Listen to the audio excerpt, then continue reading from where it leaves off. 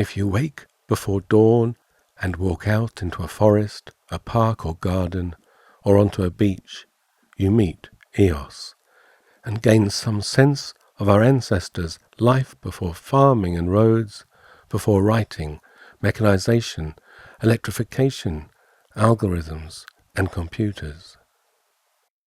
The Greek god Eos was sister to Helios.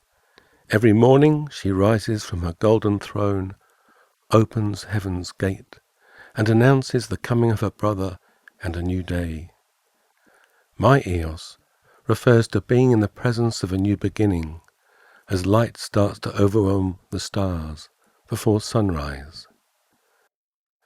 Eos is not a god or the Tao, not relaxation or daydreaming, and not turning your mobile phone off for an hour or so. Helios gives life to the earth, but Eos offers affirmation and aesthetic joy.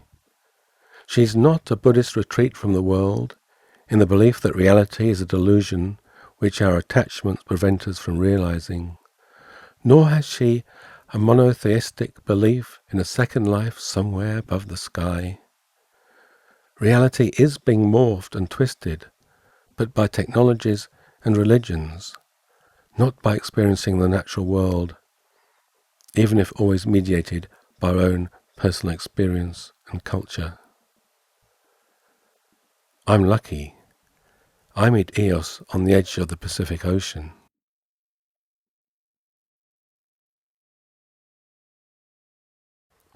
Humans are inventive, curious and restless. We're not creatures of Eos. On the shore, I alternate between a relaxed attention, immersed in the present, and concentrating on the picture, checking the camera's settings and the image on the screen, or scribbling a line of poetry. Experiencing Eos opens one up. With camera in hand, I'm alert like a hunter. The word machine derives from the Greek word for skill, cunning, invention. But machines drain us of skills and generate more machines in an exponential spiral. Our technologies now impact our daily lives in ways we don't even realize. It's not just technology Eos avoids, but the associated bureaucracy and modern emphasis on rationality and efficiency.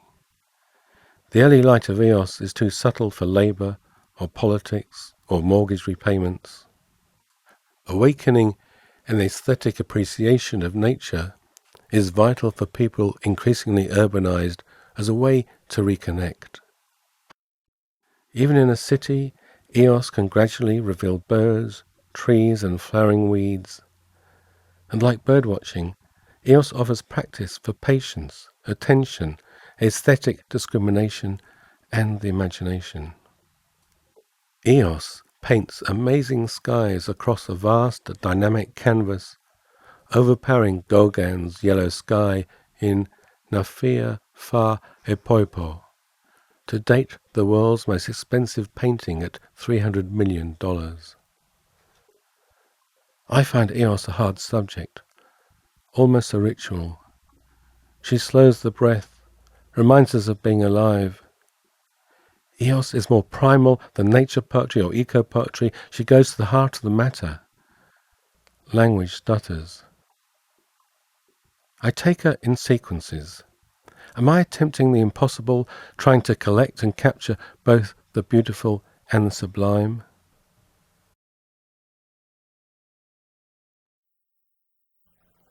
We've lost darkness.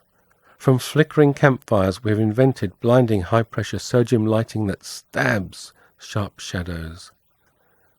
Nothing is subtle anymore. The charms of Eos are slowly wearing away. Light pollution hides the constellations. Darkness is rarely felt today. Watching Eos is listening, passive but totally immersive. Eos is seductive, beautiful, full of promise. Her light is absorbed, being too long and too new to be fully reflected.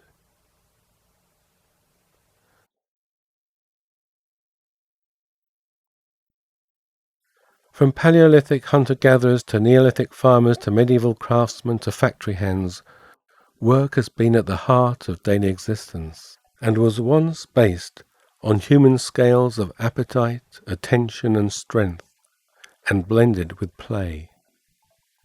Time emerged once our nomadic ways ended, and was measured in days, then hours, and later minutes from the factory hooter and factory clock. To live fully each day on the island of Saint-Pierre, Jean-Jacques Rousseau got rid of his watch and said it was one of the best days of his life. Karl Marx's son-in-law, Paul Lafargue, condemned the Protestant work ethic as a contagious form of madness.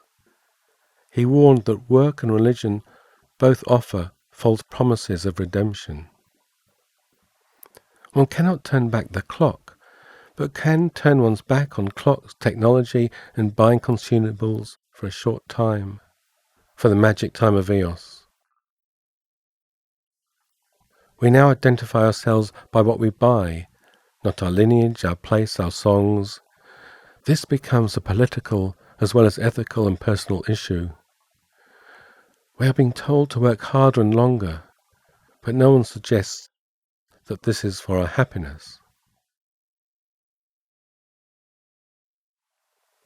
Morning breath by the sea is invigorating and beautiful. It's hard to believe that humans have changed the air, the atmosphere, the weather, that every single corner of Earth is affected. Even the air in Antarctica is polluted. I'm breathing in the air trees of the world have exhaled, and argon atoms, circulated by the dinosaurs, our hominid ancestors, Jesus, Buddha, and my great-great-grandfathers. We are connected, yet ignorant of our relation to the world, and the past that delivered us here is taken for granted. We look away from the damage we're doing to the natural eco-processes, ecosystems, and habitats. Eos constantly changes her wardrobe, wearing scintillating ruby gold one day, appearing blue and stormy the next. But now that global warming is changing the atmosphere and weather, we are changing Eos. This is frightening, yet she always gives the gift of light.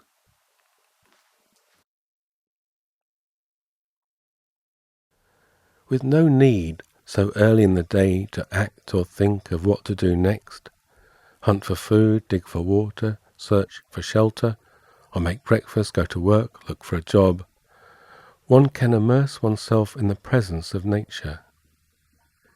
Helios is only available to the retina for moments, before its nuclear fusion blinds us, as 600 million tons of hydrogen explode each second, equivalent to 1 trillion megaton atomic bombs going off. Eos is Helios at a safe distance, but she provides an opportunity, the space to be present, relaxed but alert to a quiet striptease, moods of colour and a sense of time. All she asks is that you open up your senses to her.